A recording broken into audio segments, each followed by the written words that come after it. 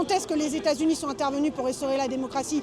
On se le demande d'ailleurs. On est ce soir place de la République à Paris pour lutter contre l'invasion des États-Unis au Venezuela, les bombardements qui ont eu lieu, mais également le kidnapping de Nicolás Maduro et de sa femme.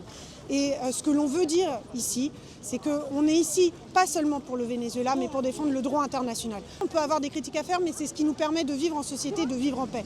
Or aujourd'hui, ce que font les États-Unis au Venezuela, dans d'autres pays d'Amérique latine et à travers le monde, c'est dire concrètement, il n'y a plus de droit international. On vous frappe aujourd'hui au Venezuela, on frappera demain n'importe quel peuple et n'importe quel dirigeant de la planète.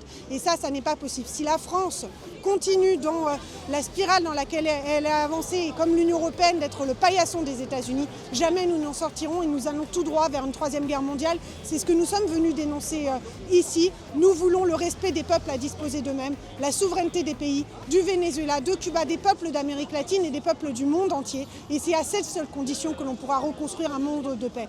Face aux déclarations bellicistes de Donald Trump, qui dit très clairement qu'il n'a pas fait ça pour la démocratie, bien évidemment. Quand est-ce que les États-Unis sont intervenus pour restaurer la démocratie?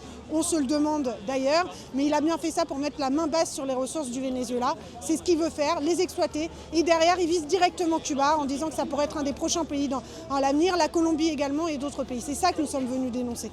Et nous ne pouvons pas rester silencieux face à ça. Nous ne pouvons pas avoir un deux poids, deux mesures. Encore une fois, il ne s'agit pas de soutenir ou non un gouvernement. Il s'agit de soutenir le cadre du droit international, qui est le seul que nous ayons aujourd'hui et qui nous garantit la paix.